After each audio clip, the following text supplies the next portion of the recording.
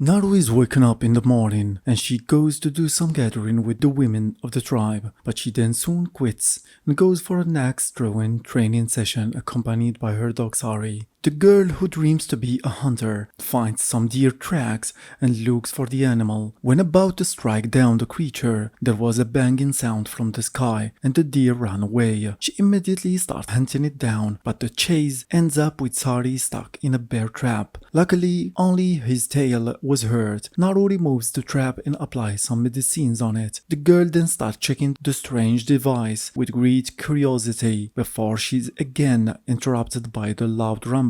Naru walks out of the forest and looks at the sky, where she sees the large spaceship flying in through the clouds. Later, we see the girl in company of her brother Tabe as she points her arrow to a bird while he tells her a story of the day he became a tribe hunter. The boy sees the girl bored by his story and decides to shoot down her target, saying she was too slow, but the girl lets him know that she wanted to wait for the bird to turn around and be on their side of the river. Naru then tells her brother that she saw the thunderbird in the sky and says that she is ready to become a hunter too. Tabe then tells her that she will only be ready once she hunts something that was hunting her. Inside the tent, Naru, who displays great medical knowledge, is asked by her mother why she wants to become a hunter, and she answers that it was to prove everyone else who doubts her wrong. The girl is then asked to go get some plants. Meanwhile, we see the spaceship as it drops the predator, who immediately turns invisible. After coming back, Naru learns that a member of the tribe was taken by a lion. A group of hunters go searching for him throughout the forest. Soon they feel something approaching and are about to shoot it when it turns out it was Naru who came to join them. The rest of the group wonders why the girl is tagging along, saying they won't need a cook, but Tabe sticks up for his sister, saying she was a great tracker and knows medicine. Naru, as expected, turns out to be good and finds traces of the lion and ends up finding the tribe member who was still alive. As the darkness settles down, Naru gives medicine to the wounded hunter that cools his blood to stop the hemorrhage, and they all are ready to head back, but Tabe says he would stay and hunt the lion. Naru intervenes, saying that the lion was scared away from its den by something else, but the man ignores her warning and goes on his way. After a while of walking, Naru notices something and checks to discover a skinned snake and some strange tracks on the ground and marks on the trees. She lets the others know, but she is told that it must be a bear. The girl decides to look for her brother, and a member of the group named Paka is asked to accompany her. Soon Naru finds her brother and again warns him of the mysterious creature, but Tabe seems to only be concerned with the lion. After reaching the location of the lion, Naru proposes a smart approach to bait the creature, but Paka refuses, saying they should face it. Tabe then backs up his sister and tells her that it's time for her hunter test. Naru's plan is put into motion, and while Tabe draws a blood trail to draw the lion out, Naru and Paka waits on the tree. Paka keeps talking, trying to scare the girl. Suddenly he is grabbed and dragged by the creature. The lion then climbs the tree and faces Naru and closes up on her as she holds a spear to its face. A distant roar is heard that distracts Naru and she gets attacked by the lion. The girl stabs the beast and falls down, hitting her head on a rock and passes out. Naru then wakes up inside the tent and is told by her mother that her brother brought her back and went after the lion. Later, Tabe was back in the middle of the night with the lion's corpse and head.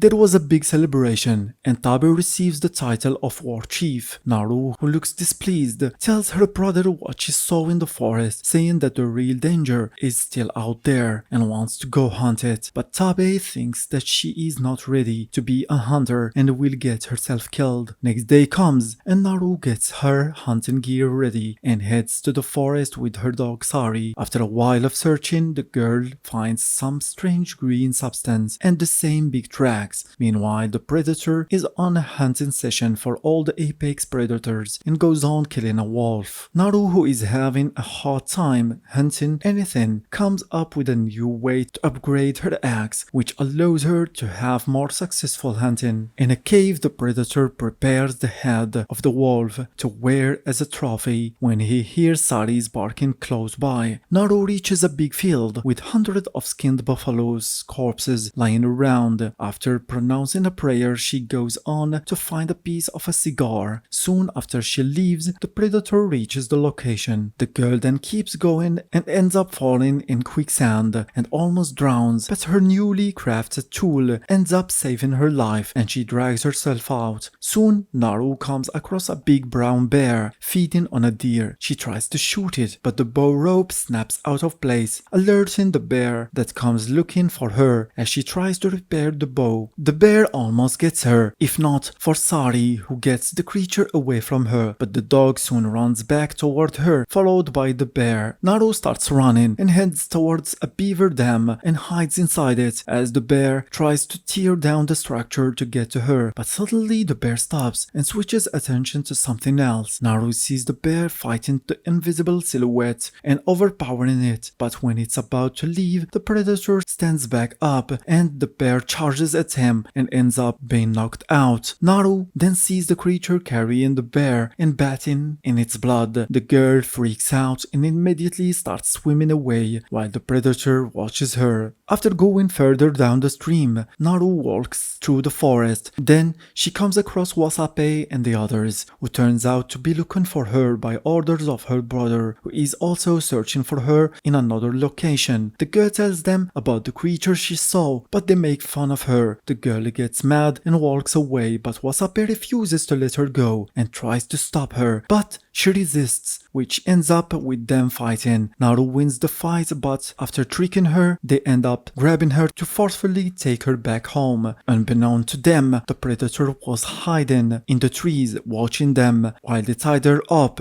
and confiscated her weapon. Suddenly the birds become agitated and the group feels something was wrong. As they get ready to shoot, a group of possums appears and Wasape laughs at Naru for being scared, but she says that the creatures must have run away from something else. Wasape ventures forward and grabs a dead possum and they all start laughing. Wasape suddenly stops and notices the laser's dots on his chest and suddenly he gets shot dead by 3 arrows. Everyone freaks out and Naru asks them to untie her. The group notices the arrows being pulled out and they shoot the predator in the arm. The invisible shield fades away and the predator roars in anger. The hunter surrounds it and engage in a fight against it. They manage to hurt the creature, but it ends up killing them. While the predator is distracted, Naru retrieves her axe and cuts her ties. She is then found and immediately escapes as it comes after her. The girl leaves the forest and meets Itsei, who was hiding in the grass. The two stay quiet and soon they hear the creatures growling getting closer. The two don't know that the predator has thermal vision and can see them clearly. Itsei gets ready to shoot, but he is targeted and is saved at the last second by Naru. The two begin to run, but the predator quickly catches up and kills Itsei. It then runs after Naru, who again enters the wood. The girl steps into a bear trap and is unable to get away. The predator, seeing what happened, gives up hunting her. At that time, a group of French fur trappers appear and seem to know about the predator. Naru is then taken to the trapper's camp, where she is put inside a cage. The girl finds out that they are behind the buffalo massacre. After the leader tries to play around with her, Naru hurts the man and he gets mad and is about to kill her when another guy steps in and speaks to her in her native language, asking her about the predator, explaining that the creature was a hunter searching for the strongest prey. The man then asks her to help them to avoid being killed by the others. Meanwhile, the trappers open another cage and from it they bring out Tabe and they start hurting him in front of the girl.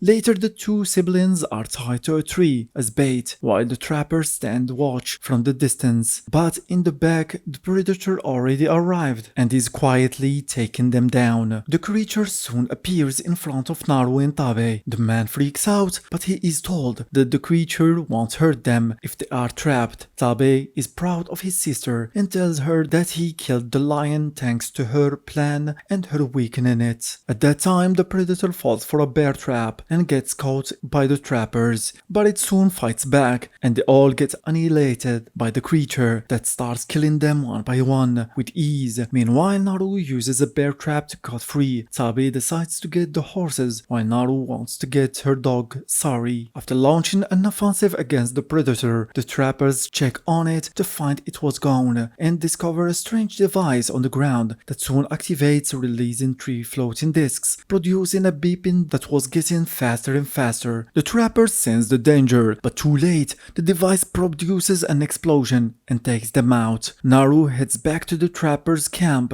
just in time to stop them from killing Sari. She fights them and after finishing them off, she sends her dog away to Tabe. After healing her wounds, the trappers' translator arrive. With his leg cut off, the man asks the girl for some medicines, proposing to trade his gun for some. The girl accepts and helps the man while she heals him and removes the predator device from his leg. He teaches her how to use the gun. Then she gives him the blood cooling plant and leaves. Suddenly the predator arrives and the man plays dead. The creature who uses the thermal vision thinks the man is really dead. Naru sees it all from her hiding spots. The predator who is about to leave steps on the man's leg and he screams in pain and gets killed. At that time, Sari's barking is heard as he runs toward the predator who is about to shoot it down. Tabe appears and hits the creature, making it drop its mask, and it misses its shot, and Naru watches how the mask controls the arrows. The predator roars while Tabe rides around on his horse, avoiding its arrows. Naru distracts the creature as her brother leaps in the air and stabs the predator with its own spear, then engages in a face-to-face, inflicting more damage to it. The predator suddenly disappears. Tabe tells Naru to escape, and soon the predator appears behind him. Tabe gets stabbed from the back and is lifted in the air in front of his sister's horrified eyes. Naru is frozen in shock. Tabe stabs the creature in his leg to stop it, and it kills him with the spear. When the predator looks back up, Naru is gone. The news of Tabe's death reaches the village. Meanwhile, Naru washes the blood from her hands as she weeps her loss. After spending the day near the river with Sari, Naru sees the leader of the fur trappers who had survived. The girl was about to shoot him, but then changes her mind as she pulls out the predator device from before. She then sneaks and knocks the man down with a rock. When he wakes up, the man finds his leg was cut off. He sees Naru sitting by the fire and crawls to get a rifle. After he grabs it, he threatens the girl, who seems to be calm, as she tells him that she will make him suffer